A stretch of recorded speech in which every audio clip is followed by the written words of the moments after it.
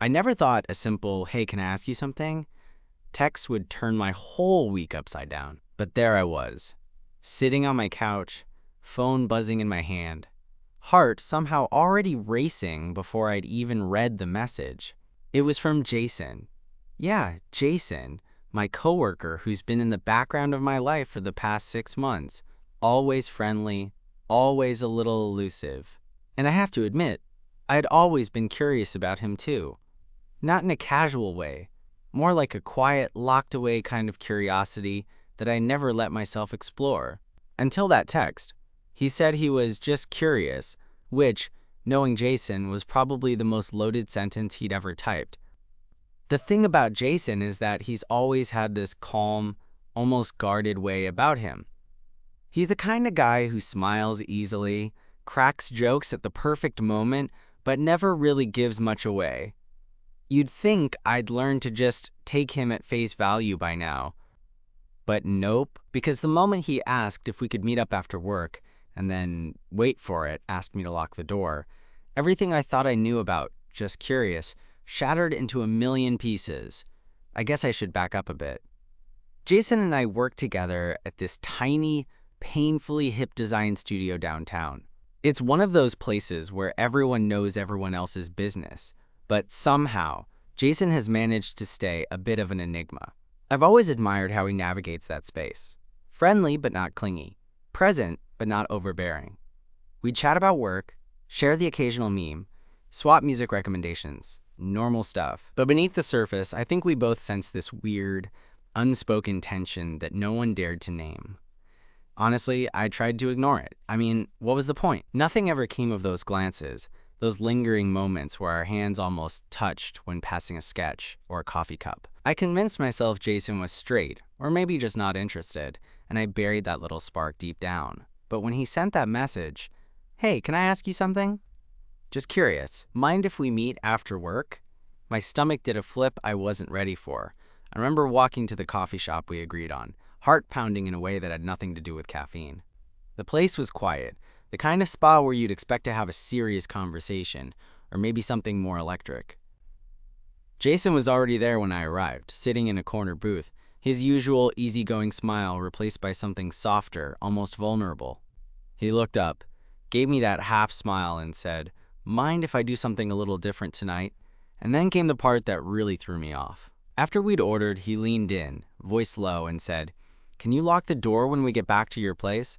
I just want to be sure no one interrupts." I blinked. Did I hear that right? Lock the door? At my place? It was supposed to be a casual hangout. Just two friends catching up, right? But Jason saying that? It meant something else entirely. Something I wasn't prepared for, but somehow I didn't want to run from either. So yeah, that's where I'm at, standing on the edge of something I can't quite name, about to follow Jason into whatever this is, all because he said he was just curious. And honestly, I'm terrified, but also, maybe, just maybe, this could be the start of something I didn't even know I was waiting for. I nodded, trying to keep my voice steady. Yeah, sure. I mean, if that's what you want. Jason's eyes held mine for a beat longer than I expected, and then he smiled that half grin again, the one that makes you want to reach out and pull him closer, and also to step back at the same time. We finished our coffee with a silence that felt full of words neither of us dared to say. The walk back to my apartment was quiet, but the air between us buzzed. The city noise felt distant, like we were in our own little bubble. When we got inside, I fumbled for the keys and locked the door behind us. That lock clicking into place felt heavier than usual.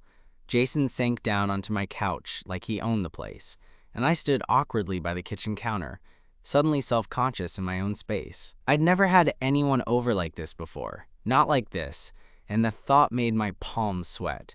So Jason started, running a hand through his hair. "Thanks for letting me do this. I've been wanting to talk to you about some stuff for a while now. And, well, I guess I wanted to see if maybe it's okay to be honest." I swallowed hard. Okay. Honest sounds good.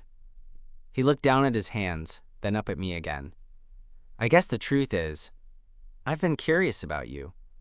About us.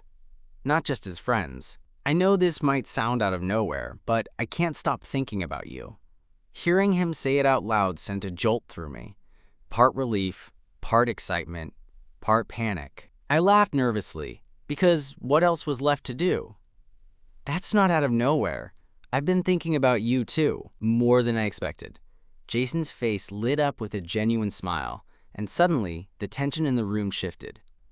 It was like a weight lifted, but also a new, thrilling kind of weight settled in. We moved closer, the space between us shrinking until I could see the little flicker in his eyes when he looked at me. Then, almost without thinking, I reached out and took his hand. His fingers intertwined with mine naturally, like this was supposed to happen all along. We talked for hours, about everything and nothing. Our pasts, our fears, the way we'd both kept these feelings locked away because we thought the other wouldn't feel the same. It was raw and real and messy, but it was ours. Before I knew it, we were sitting side by side on my couch, the city lights casting soft shadows through the window. Jason's hand was still in mine, and neither of us seemed eager to let go. Then, out of nowhere, he whispered, "Can I kiss you?" I almost laughed again because, honestly, I'd been waiting for him to say that since the moment he asked me to lock the door. But I just nodded, barely able to catch my breath. The kiss was everything I'd imagined, and nothing like I thought it would be. Gentle but electric, tentative but full of promise. It was like we were both discovering something new about ourselves in that moment. Afterwards, we just stayed close, talking quietly and sharing little smiles that said more than words ever could. I realized I'd never felt this safe with anyone before. Not at work, not with friends, not even with myself. Jason looked over at me and said, "Thanks for trusting me." I squeezed his hand and smiled. "No, thank you, for being brave enough to ask." As the night wore on, I knew this was just the beginning. Whatever this was between us, it was real. And for the first time in a long time, I was excited about where it might go. The next morning, I woke up with a strange mix of calm and nervous energy that I couldn't quite shake. Jason was still sprawled out on the couch, eyes closed, looking way too peaceful considering the whirlwind of emotions from the night before. I sat at the edge of my bed, running my fingers through my hair, trying to process everything without spiraling into a million what-ifs. Part of me wanted to replay every second of last night, but the other part just wanted to slow down and see what this really meant for us, moving forward. Was this just a one-time thing sparked by curiosity, like he said, or was it the start of something that could actually last? I finally got out of bed, trying not to disturb him, and made some coffee.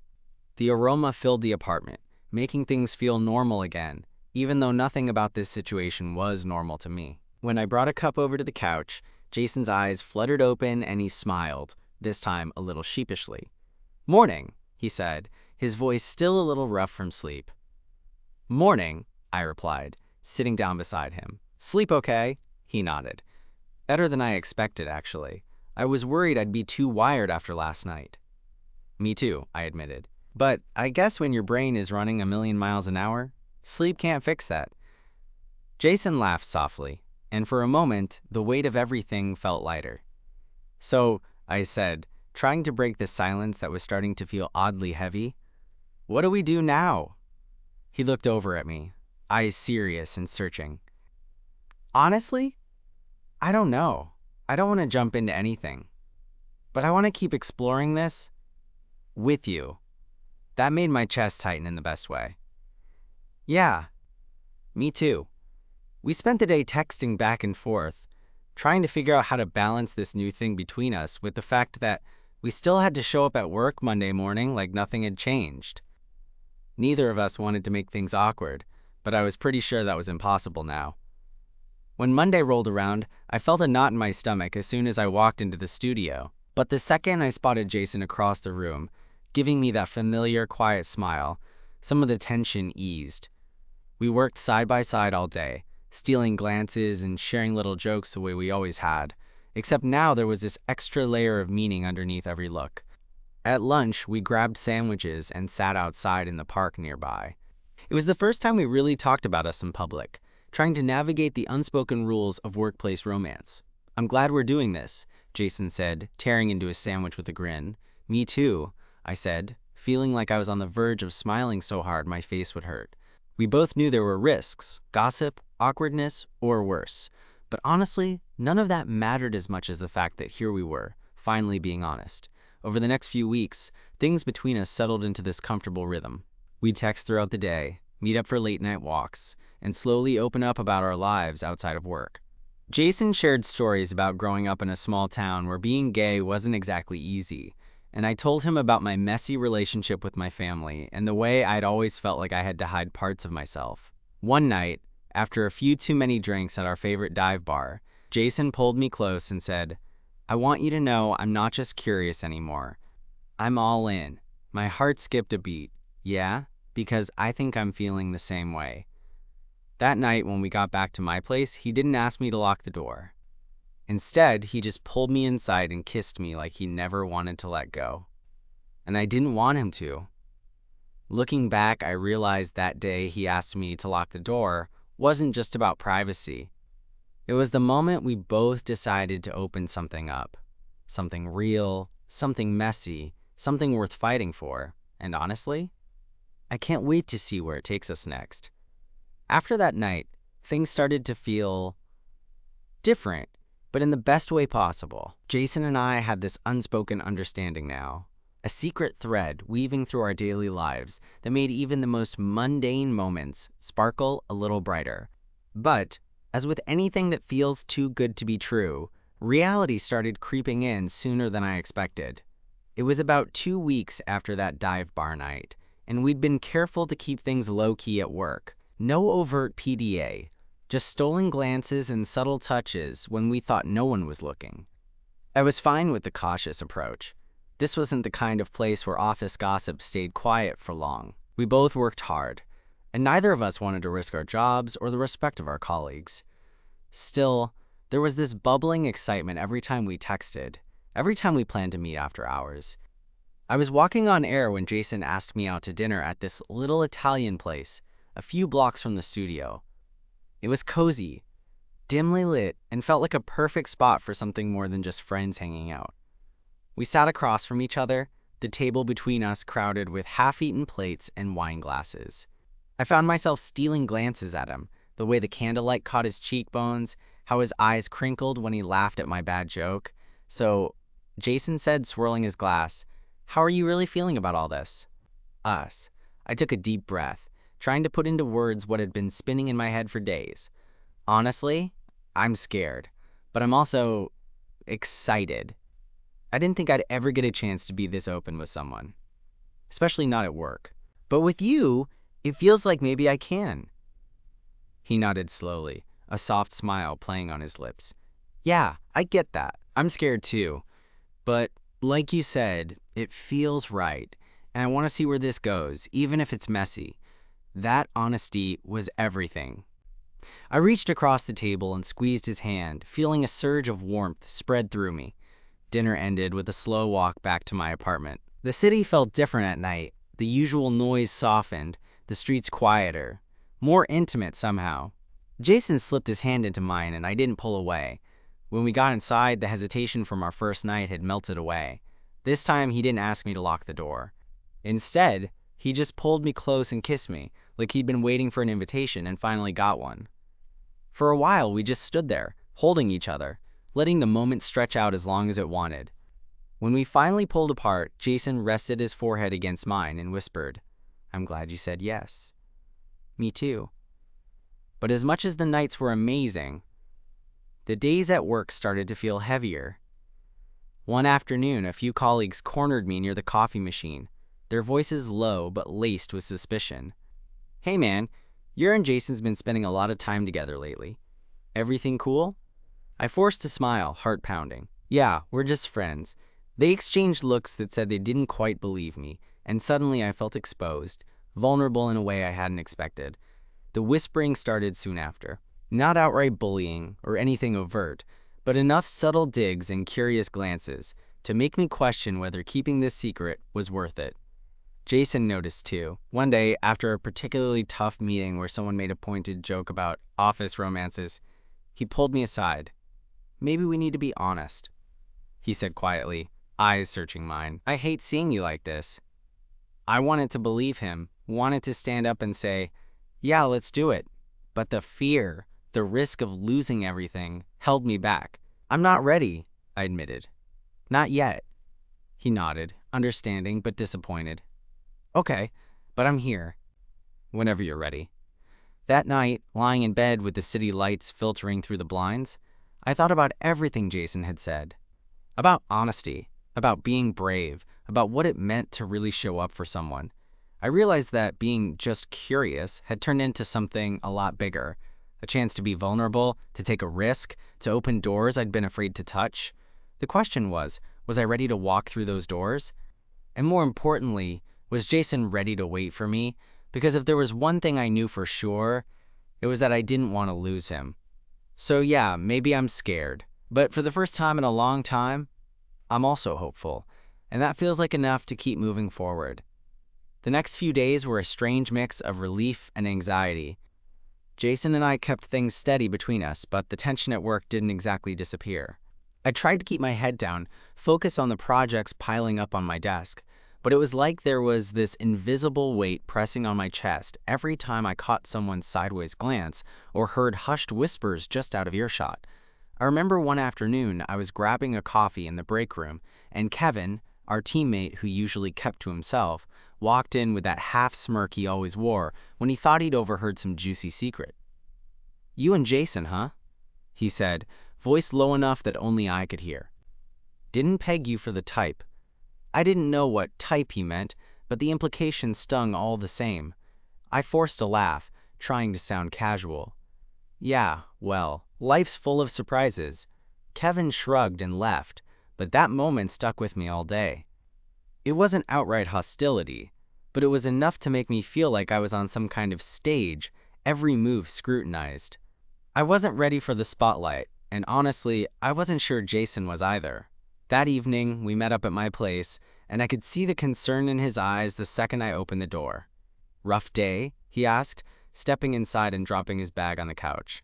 "Yeah," I admitted, kicking off my shoes. "People are starting to notice." "I don't want to be that guy at work." Jason sat down beside me, his expression serious. "I get it. I'm scared too. But hiding who we are isn't exactly making things easier." I nodded, knowing he was right. The truth was, I wanted to shout from the rooftops how much I cared about him, but the fear of backlash kept me chained to silence.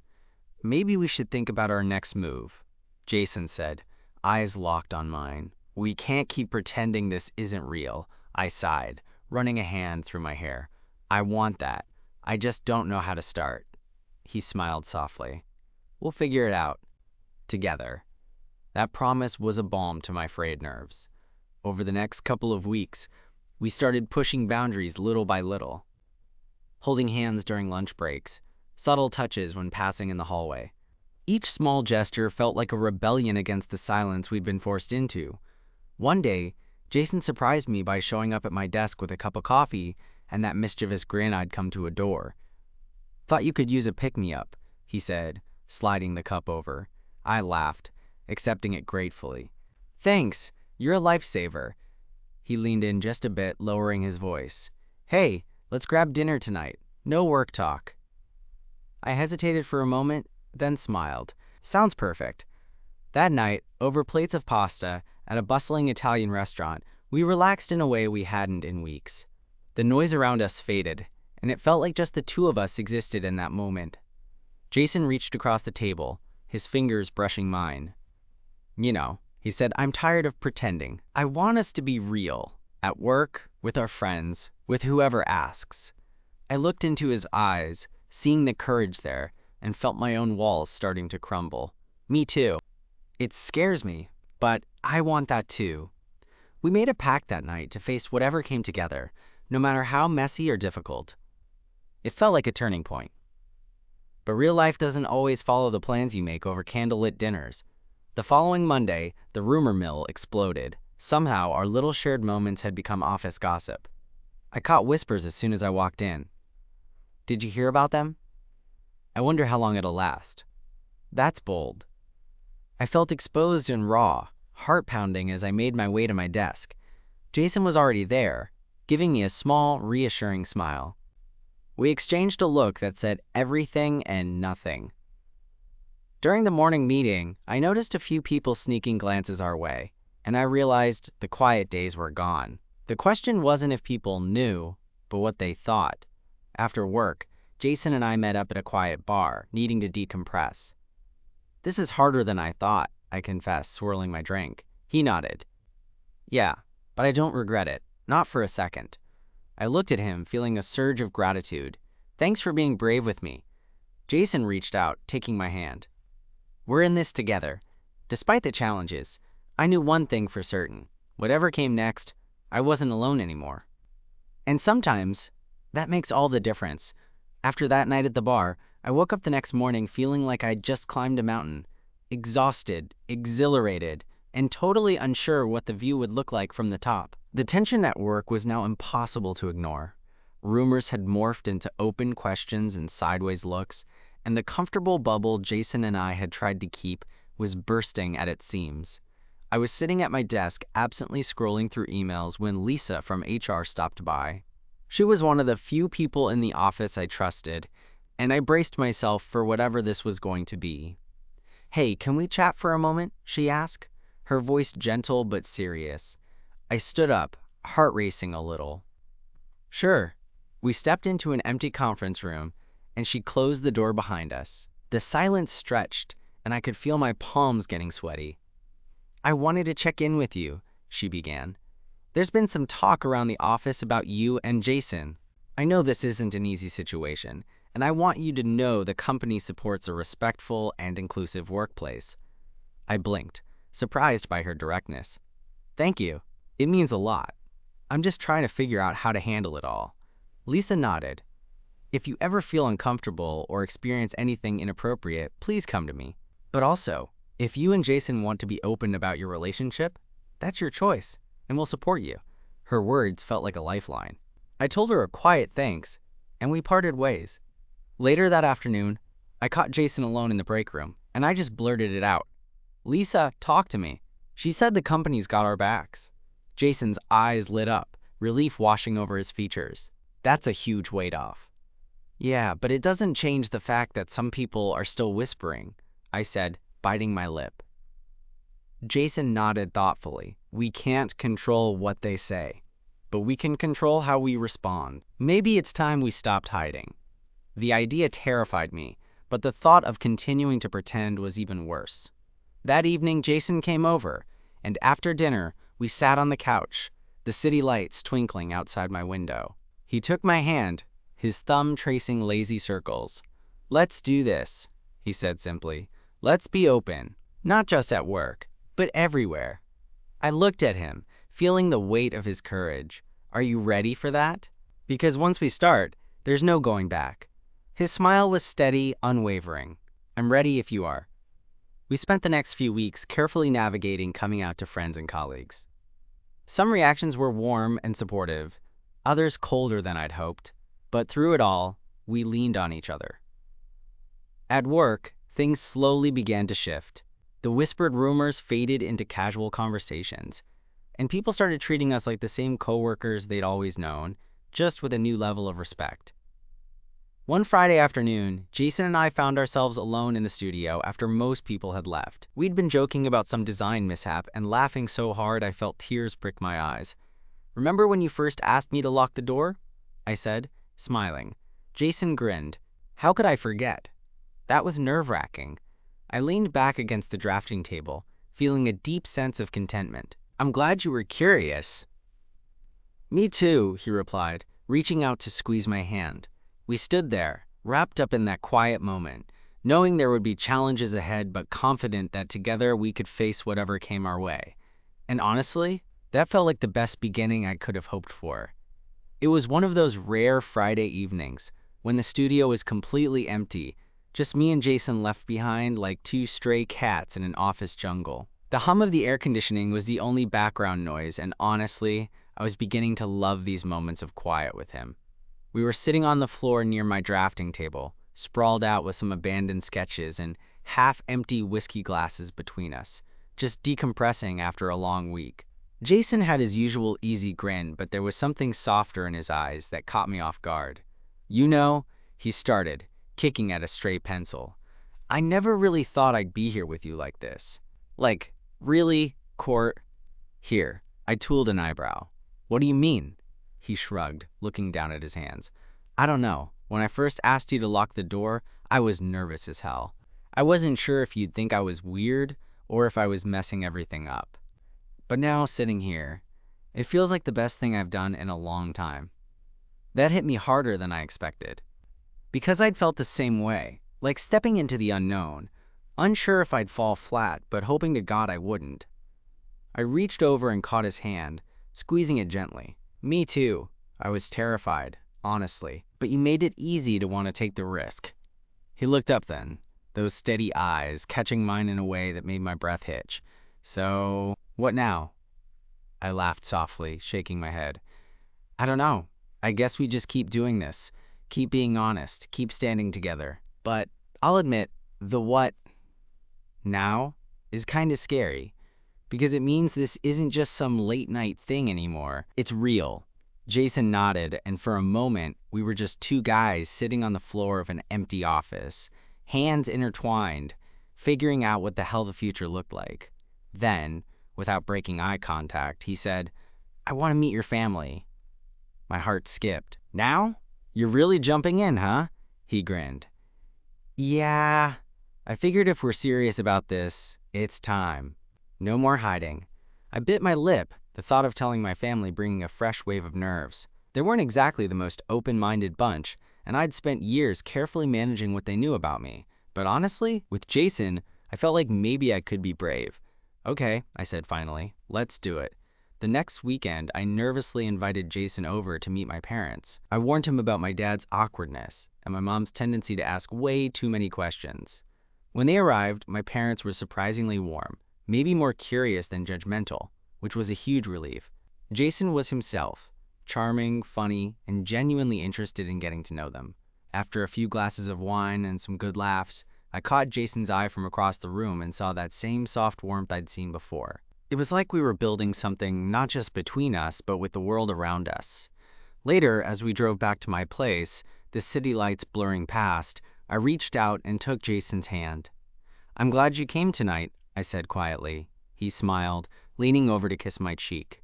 Me too. It feels like the start of something real. And it was. For the first time, I wasn't just curious anymore. I was all in. Weeks passed after that night with my parents, and with every passing day, Jason and I grew more comfortable weaving ourselves into each other's worlds. It wasn't always perfect. There were awkward moments, stumbles over words, and occasional days when the weight of reality pressed in harder than I liked. But through it all, we kept leaning on each other in a way that felt steady and true. One evening, we found ourselves back at my apartment, a quiet Sunday with nothing planned but good music and takeout. Jason was perched on the windowsill, watching the city lights flicker, while I sat on the couch with my feet propped up. Funny, he said, voice soft but steady. Remember that first night when I asked you to lock the door? I smiled, remembering the mix of nerves and excitement that had flooded me then. How could I forget? Felt like a secret mission.